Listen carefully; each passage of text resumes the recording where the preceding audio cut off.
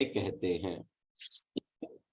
कसाय किसे कहते हैं? तो यहाँ हमें बताया जा रहा है कि मिथ्यात्व तथा क्रोध मान माया लोभ रूप आत्मा की विभाव परिणति को कसाय कहते हैं। देखो, आत्मा की दो प्रकार की परिणति है, एक स्वभाव रूप परिणति और एक विभाव रूप परिणति। जैसे पानी को आप देखते हैं तो पानी हमें दो रूपों में दिखाई देता है, या तो शीतल या उष्ण, या तो ठंडा या गर्म। तो पानी का ठंडा रहना वो पानी का नेचुरल नेचर है। ठीक है, नेचुरल नेचर क्या है? वह पानी का ठंडा, शीतल, शुद्ध, ये पानी का नेचुरल नेचर है। अब जब पानी के उस नेचुरल नेचर के साथ हम छेड़छाड़ करते हैं, क्या छेड़छाड़ करते हैं? उस पानी को अग्नि के संयोग में लाते हैं, आग के संयोग में लाते हैं, तो क्या होता है? तो वह पानी उष्ण होता हुआ दिखाई देता है। हम उस पानी में हाथ डालते हैं तो अभी तक जो शीतलता मिल रही थी, अब उसकी जगह हमें क्या फील होता है ना? अब उसकी जगह हमें वो गर्म लगता है। तो ये जो गर्म रूप पानी दिखाई दे रहा है, ये पानी का विभाव परिणमन है। कौन सा परिणमन है? विभाव परिणमन है। अब हमसे कोई पूछ सकता है कि आप ऐसे कैसे कह सकते हो कि ये पानी का विभाव परिणमन है? तो हमारे पास जवाब ये है कि जब किसी वस्तु को उसके बाह्य संयोगों से अलग कर दिया जाता है, हटा दिया जाता है, तो वह अपने नेचुरल रूप से परिणमन करता है। अभी पानी के साथ में संकल्प किसका संयोग हुआ था? पानी के साथ क्या का संयोग हुआ था? अग्नि का संयोग हुआ था। ठीक है, अब हमने पानी को क्या किया? अग्नि से हटा दिया। ठीक है, अब जैसे ही अग्नि से हटाया तो पानी तेजी से किस तरफ भागता है? शीतलता की ओर, अपने नेचर की तरफ भागता है ना? कोई भी चीज जो अभी उसको बाहर के संयोग के कारण से हो रही थी, वो संयोग हटा दिया तो वो कहाँ भागा? अपने नेचर की तरफ। तो नेचर की तरफ जाने का मतलब क्या कि वो शीतल हो जाएगा। क्यों? क्योंकि शीतल उसका ठंडा ठंडा उसका क्या है? स्वभाव है। समझ में आ गया? तो ठंडा पानी का स्वभाव है, वो गर्म होना विभाव है। ऐसे का ऐसा मेरी आत्मा की भी दो प्रकार की परिणति होती है, एक स्वाभाविक परिणति होती है और एक वैभाविक परिणति होती है। ठीक है, जब यह आत्मा पर के संयोग में आता है, क्या कैसा? जब यह आत्मा पर के जैसे वो पानी अग्नि के संयोग में आता है तो वो उष्ण हो जाता है, गर्म हो जाता है। तो वो गर्म पना उसका क्या है? वो गर्म पना उसका वैभाविक परिणमन है, विभाव परिणमन है ना? ऐसे ही जब यह आत्मा किसके संयोग में आता है?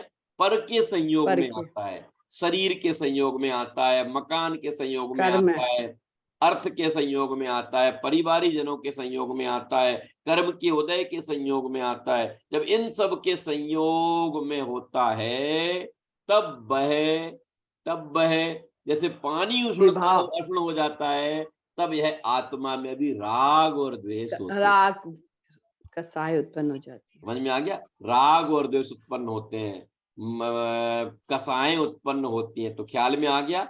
जब यह आत्मा कैसा? उल्टी मान्यता रूप और क्रोधमान माया रूप परिणमन करता है, तो यह वैभाविक परिणमन ही क्या कहलाता है? इसी वैभाविक परिणमन का नाम कसाय है। अब इस कसाय से बचने का उपाय क्या है? पानी को गर्म होने से बचने का उपाय क्या था? कि जो बाहर के संयोग थे ना, उन संयोगों से इसे हटा दो। संयोगों से हटाते ही वो कहां जाता है? संकल्प वो अपने स्वभाव की तरफ भागता है। ऐसे ही मेरे में कसाय उत्पन्न हो रही, मुझे किसी को देख के क्रोध आ रहा है ना? किसी माने मुझे ऐसा लगा कि ये जो सामने खड़े इनने मेरे साथ बुरा किया, इनके कारण मेरे साथ ऐसा हो गया। तो ऐसा जैसे ही मैंने सोचा तो मुझे उनके ऊपर क्रोध आया। ठीक है, फिर जब हम थोड़ा और आगे बढ़े तो देखा कि ये सब तो मेरे से छोटे हैं, मैं इनसे बड़ा हूं।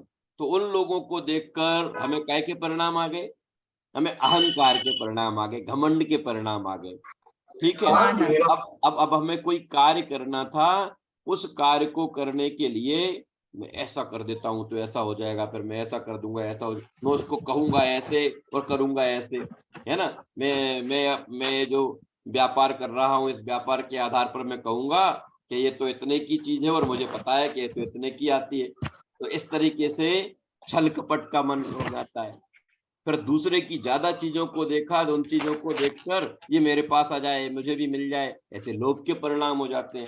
ये सब क्यों हो रहे हैं कि हमने पर की तरफ देखा, ये पर के संयोग में आए, पर के संयोग में आए, पर की तरफ देखा तो पर के निमित्त से मेरे आत्मा का क्या उल्टी विभा माया परिणाम। रूप, क्रोध मान माया लोभ रूप जो परिणाम हुआ, इसी परिणाम का नाम क्या है, इसी परिणाम का नाम कसाय।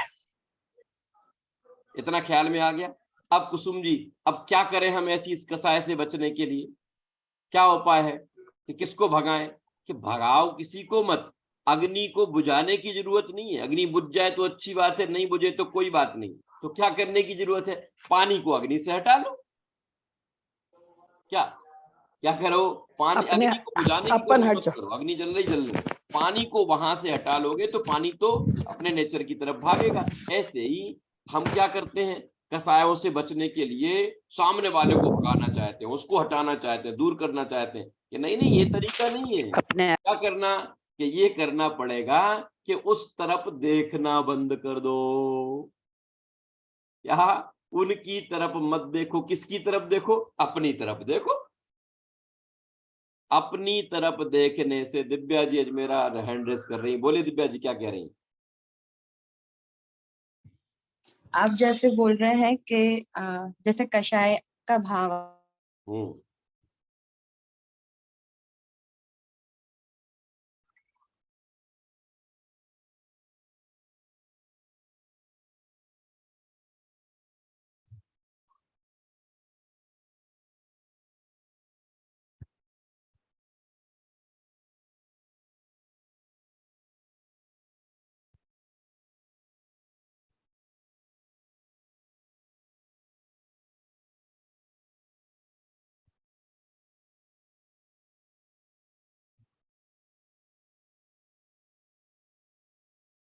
नियम नेटवर्क को क्या हो गया?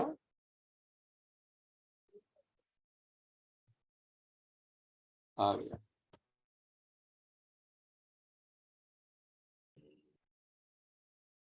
हाँ दिव्या जी डिस्कनेक्ट हो गया था, फिर से बोलिए आप। मैं ये कह रही थी हम्म कि जैसे किसी चीज पर कषाय या कोई भी तरह का अपने को बुरा भाव आ रहा है। हम्म, कई बार ऐसा होता है कि अपने निमित्त में ऐसा होना होता है तो ऐसा होता है, ठीक है। पर उस कंडीशन में अपन कैसे कंट्रोल कर सकते हैं अपने उन भावों को या अपने क्रोध को? क्योंकि ऐसा अपन कई बार होता है कि हाँ ठीक है शायद ऐसा होना था इसलिए हो गया, और मुझे उस समय गुस्सा आ गया है, मुझे उस समय चिढ़ आ गई। तो अगर वो निमित्त में होना है, अगर वो भाव में अपने कर्मों में आना ही है तो वो होगा ही। ठीक है वो ठीक है। कैसे रुकेगा? दिव्या जी ने एक बड़ा अच्छा प्रश्न किया है कि हाँ। जिनके वीडियो पे अगर संभव हो तो वीडियो ऑन कर लें। बड़ा अच्छा प्रश्न किया है। इसके बीच में अपन इस पे थोड़ी सी 5 मिनट चर्चा करते हैं। आपने ये कहा कि जब कसाय उत्पन्न होती हैं तो उस समय हम ये सोच लेते हैं कि ऐसा ही होना था इसलिए ऐसा हो गया, लेकिन हम ऐसी उन कसायों से बचे कैसे?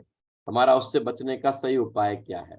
देखो, और बाद में ऐसा भी होता है, दुख भी होता है कि अरे अपन ने ऐसा क्यों करा। बहुत बढ़िया, बिल्कुल होता बिल्कुल ठीक है अगले ठीक कुछ बात क्षण में वैसा फील होता है कि है। क्यों जिसका करा। जिसका थोड़ा सा अभ्यास होता है, जिसे थोड़ा सा विचार होता है, उसे तो खेद होता है। और बहुत सारे लोग ऐसे भी हैं जिन्हें उल्टा खेद होता है कि मैंने कम गुस्सा किया, मुझे और करना चाहिए था, ऐसा करना चाहिए था। ऐसे भी लोग होते हैं, है ना। अपन थोड़ा स्वाध्याय करते हैं या सुनते हैं तो हम लोगों को ऐसा खेद होता है कि अरे भाई कैसे परिणाम मैंने किए, मुझे ऐसा नहीं करना चाहिए था, है ना। अब जरा देखो इससे बचने का उपाय क्या है। इससे बचने का अभी मैं यहां से बोलूं और हम इस बात को सीख लें, जान लें और तुरंत हम कसायों से बचने लग जाएं, ऐसी कोई टैबलेट तो है नहीं, ऐसा कोई इंजेक्ट तो किया नहीं जा सकता कि ऐसा तुरंत हो जाए। लेकिन इसका उपाय मात्र ये है कि देखो, मुझे जो सामने वाले के ऊपर क्रोध आया, अब जब हम इस क्रोध की गहराई में जाएं, अपने आप से पूछें कि आखिर मुझे ये सामने वाले पर क्रोध आया क्यों, तो वहां से जवाब आता है कि मैंने उसको इस काम के लिए कहा था और उसने ऐसा काम नहीं किया, इसलिए मुझे उस पर गुस्सा आ गया। अथवा उसने मेरे से ऐसा कैसे कह दिया, उसे ऐसा नहीं कहना चाहिए था, ऐसा कहा इसलिए मुझे उस पर गुस्सा आ गया। हाँ रुचि जी बोलो, आप और बोल रहे साथ में, फिर अपन बात करते हैं। बोलिए बोलिए बोलिए।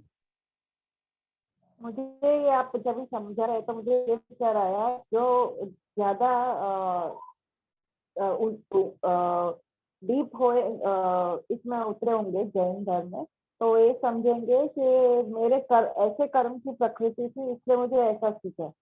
ठीक उस है, कर्म की हाँ वैसे ठीक, समझ कर्म गया मैं, समझ गया, की कर्म का ऐसा। उदय ऐसा है। हाँ ठीक है ठीक है। देखो हाँ देखो, ये सच सही बात ये है कि हम जितना जितना जिनवाणी को पढ़ के अभ्यास करना आरंभ करेंगे, मेरे गुस्सा आने का अथवा मुझे अहंकार का परिणाम आने का मूल कारण ये है कि मुझे ऐसा लगता है कि मेरे साथ ये जो गलत हुआ वो इसने किया। समझ में आया? ये जो मेरे साथ गलत हुआ है इसने किया। अब उसी समय पर अगर हमने वस्तु स्वरूप का चिंतन कर लिया कि इस संसार में ऐसा कोई है ही नहीं जो मेरा गलत कर सकता है, मेरे साथ अच्छा और बुरा तो केवल और केवल मेरे कर्म के उदय के निमित्त से होता है, ये सामने वाला मेरा बुरा नहीं कर सकता। सामने वाला मेरे साथ अच्छा करने का सोच सकता है, भाव कर सकता है, लेकिन कर नहीं सकता, है ना? ये सामने वाला को छोटा समझ के मैं अहंकार करने लग जाता हूं, तो उस समय ये विचार करना कि जगत में कोई मेरे से छोटा बड़ा नहीं है, प्रत्येक जीव समान है ना? तो ऐसे जब अपन का जितना जितना जिनवाणी का अभ्यास होता जाएगा ना, उतना उतना पर पदार्थों के प्रति जो इष्ट और अनिष्ट का भाव है, जब तक ये पर पदार्थों में इष्ट और अनिष्ट का भाव आएगा, तब तक हम कसायों से नहीं बच सकते। कसायों से नहीं। अब कोई चीज हमें अच्छी लगेगी तो हमारा उसके प्रति राग होगा, कोई चीज मुझे बुरी लगेगी तो उसके प्रति द्वेष होगा, ये तो फैक्ट सी बात है। तो फिर क्या करें? बात चिंतन में ऐसा कुछ आ जाए, ऐसा हमारा अभ्यास हो जाए कि ये जो वस्तु है, ये वस्तु अच्छी नहीं है, ये वस्तु बुरी नहीं है, ये वस्तु अच्छी नहीं है, तो क्या है? अच्छा चलो, मैं आप ही लोगों से प्रश्न पूछता हूं, आप में से कोई मुझे बताए कि अगर आपने कभी लिस्ट बनाना स्टार्ट किया हो, महेंद्र जी, भाई साहब, तेजस जी, हम लोगों ने जो लिस्ट बनाई उनमें से कितनी वस्तुएं अच्छी हैं और कितनी बुरी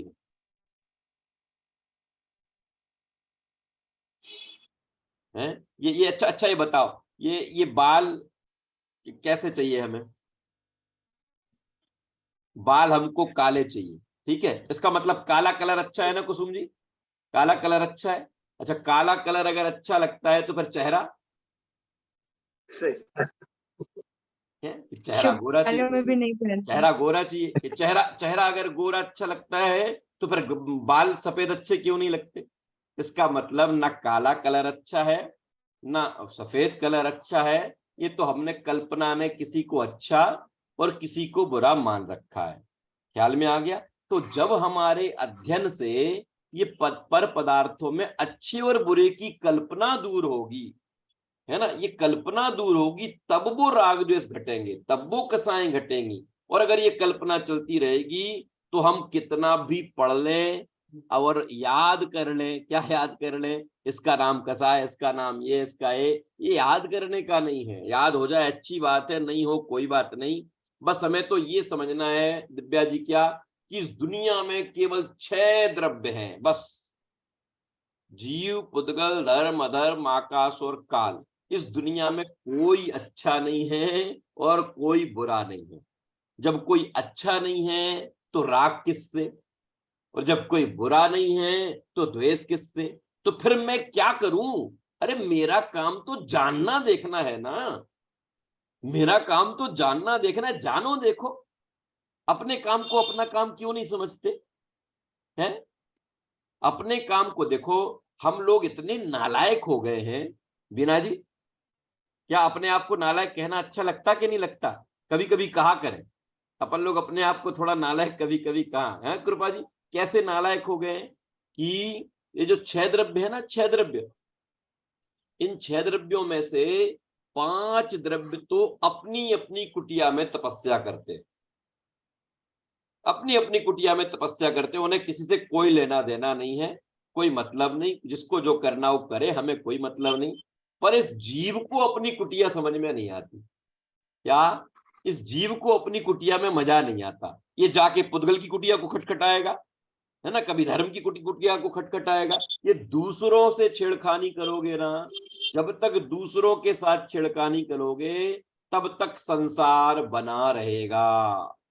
और अगर इस संसार से बचना है तो क्या करो कि जैसे अन्य द्रव्य अपनी कुटिया में तपस्या कर रहे हैं, क्या जैसे अन्य द्रव्य अपनी कुटिया में तपस्या कर रहे हैं, वैसे हम भी अपनी कुटिया में तपस्या करें, सारा काम सॉल्व हो जाएगा। होता क्या है? होता उल्टा है। पड़ोसी क्या कर रहा है पता होना चाहिए, मैं क्या कर रहा हूं उससे कोई मतलब नहीं। समझ में आया? ये पड़ोसी की तरफ देखने की जब तक आदत चलेगी तब तक अपने घर की सफाई नहीं हो पाएगी। पड़ोसी क्या कर रहा है करने दो, नहीं कर रहा नहीं करने दो, हमें क्या लेना देना? हमें तो अपना घर साफ रखना है ना। हमें पुद्गल से क्या लेना देना? हमें धर्म धर्म आकाश से क्या लेना देना? हमें काल से क्या लेना देना? हमें किससे लेना देना? हमें लेना देना अपने जीव से। क्या कर रहा है जीव? ये जीव आज अनादिकाल से लेकर आज तक जीव को जीव नहीं मान रहा है, इसी का नाम मिथ्यात्व है। समझ में आ गया? जीव को जीव नहीं मान रहा है, इसी का नाम मिथ्यात्व है। फिर सामने वाला अच्छा है और ये बुरा है, ये कर रहा है तो इससे राग हो रहा है, उससे द्वेष हो रहा है। तो ऐसा उल्टी मान्यता और कोई अच्छा कोई बुरा, इन्हीं मान्यताओं का नाम क्या है? इन्हीं मान्यताओं का नाम कसाय है। और जब तक ऐसे भाव चलते रहेंगे तब तक यह जीव दुखी बना रहेगा। दुखी इसे किसी ने किया नहीं है, ये दुखी है किससे? अपनी मान्यता से। जब तक मैं पर को अच्छा और पर को बुरा मानूंगा तो उनके प्रति राग और द्वेष होगा। जिसके प्रति राग होगा उसका संकल्प क्या करना चाहेंगे? उसके लिए सब अच्छा अच्छा करना चाहेंगे। संकल्प जिसके प्रति द्वेष होगा उसके लिए बुरा बुरा करना चाहेंगे। आपका जो मित्र, आपका टेबल पार्टनर है स्कूल में, है ना, जिसके साथ आप बढ़िया बातचीत करते हो, वो उसकी कॉपी लेते हो, उसे अपनी कॉपी देते हो, तो उसके लिए क्या चाहते हो? है आयाती, इसका बढ़िया हो जाए, इसका अच्छा हो जाए, इसका अच्छा हो जाए। और जो सामने वाली टेबल पे बैठता, जो आपकी तरफ देखता है तक नहीं है, ये फेल हो जाए, ये बहुत नालायकी करता है, मुझे बहुत परेशान करता है ना, तो उसके प्रति आपको फेल कराने के परिणाम आते हैं। क्यों आते हैं? क्यों? क्योंकि ये इसको मैं अच्छा मान रहा हूं और इसको मैं बुरा मान रहा हूं। तो अब इस राग द्वेष से मैं कैसे बचूं? क्या किया जाए? इसको हटा दिया जाए, इसको हटा दिया जाए तो बच जाऊंगा कि नहीं? नहीं, तो फिर कैसे बचूंगा कि ना ये अच्छा है ना ये बुरा है? क्या? ना ये अच्छा है ना ये सामने वाला बुरा है। तो कैसे है कि ये दोनों जीव हैं और मैं क्या हूं कि मैं भी जीव हूं। तो इनका काम क्या है कि इनका काम जानना देखना, फिर मेरा काम क्या है कि मेरा काम भी जानना देखना। समझ में आया? तो मैं जब अपने काम को अपना काम मानूंगा तो मिथ्यात्व, क्रोध, मान, माया, लोभ से बचूंगा। और अपने काम को अपना काम नहीं मानूंगा तो ये सब चलते रहेंगे और मैं कसा रहूंगा, है ना। कसा रहूंगा ना, बंधा रहूंगा किससे? इन्हीं कसायों से। भागवत पाठमाला में कसाई की परिभाषा क्या है पता है आपको? जो आत्मा को कसे अर्थात दुख दे। क्या? आत्मा को जो दुख देता। अब आपके अंदर में राग होगा। अच्छा, आप लोगों को कभी ऐसा लगता है कि राग दुख का कारण है, द्वेष दुख का कारण है? हाँ हाँ, सुना तो है, सुना तो है, सब ऐसा ही कहते हैं। तो मैं भी ऐसा ही कहता हूं कि सुना है नहीं, मैं कहता नहीं। आपने कभी फील किया? फील करना, अगर फील होगा तो हम राग और द्वेष से बचेंगे। देखो कैसे। अच्छा वीना जी ये बताओ, मुझे अपने बच्चों से राग होगा तो मैं क्या चाहूंगा, क्या चाहूंगा बताओ। महेंद्र जी भाई से बताओ, क्या चाहूंगा, अपने बच्चों से राग होगा तो क्या चाहूंगा? अच्छी पढ़ाई करे, अच्छी अच्छी अच्छी जगह सिलेक्शन हो जाए, फिर बढ़िया नौकरी मिल जाए, अगर व्यापार की क्षेत्र को चुनता है तो अच्छा व्यापार करे, यही सब तो चाहूंगा कि नहीं चाहूंगा? अरे बोलो हाँ जी या ना बराबर जी। बराबर सही है। यही चाहेंगे अपन, यही चाहेंगे कि नहीं चाहेंगे? ये चाहेंगे, ठीक है। हम चाह रहे हैं ये, और वो आपका बच्चा अपने पिछले भाव में कर्म करके आया कि नहीं आया? कर्म करके आया कि नहीं? वो कर्म करके आएगा, आप चाहोगे कि ये बढ़िया करे, और उसके कर्म की वजह से वो बढ़िया कर नहीं पाएगा, तो क्या होगा? आप दुखी होगे। दुखी समझ में हो, आ गया? सही आप बात। दुखी होगे। और अपने पड़ोसी का हम क्या चाहते हैं? हम अपने पड़ोसी का बुरा चाहते हैं, उसे रात दिन नीचे करना चाहते हैं, ठीक है। और वो अपने कर्म करके आया कि नहीं आया? उस कर्म के आधार पर उसका उसका अच्छा अच्छा बुरा उसके उसके हिसाब से होगा कि नहीं? आप चाह रहे हो बुरा, और उसका है पुण्य का उदय, तो उसका बुरा हो नहीं रहा है, उसका बुरा नहीं हो रहा है सो में दुखी। और अपने बच्चे का मैं अच्छा करना चाहता हूं और उसका अच्छा हो नहीं रहा है, सो में दुखी। इसका मतलब क्या कि मैं दुखी अपने राग और द्वेष से हूं, ना मैं बच्चे से दुखी हूं और ना मैं इस पड़ोसी से दुखी हूं। अगर बच्चे के प्रति राग नहीं हो और पड़ोसी के प्रति द्वेष नहीं हो तो मैं तो निराकुल रहूं। समझ में आती बात कि नहीं आती? इसका मतलब क्या है, मेरे दुख का मूल कारण मेरी उल्टी मान्यता है। समझ में आया? तो जो आत्मा को कसता है अर्थात दुख देता है, कौन? के राग द्वेष क्रोध मान माया लोभ, ये जब तक चलते रहते हैं तब तक मेरा जो मूल काम है, कौन सा? जानना देखना, वो मैं नहीं करता हूं, इसलिए मैं दुखी रहता हूं। उसी को कसाय कहते हैं। ख्याल में आ गया? अगला प्रश्न क्या था?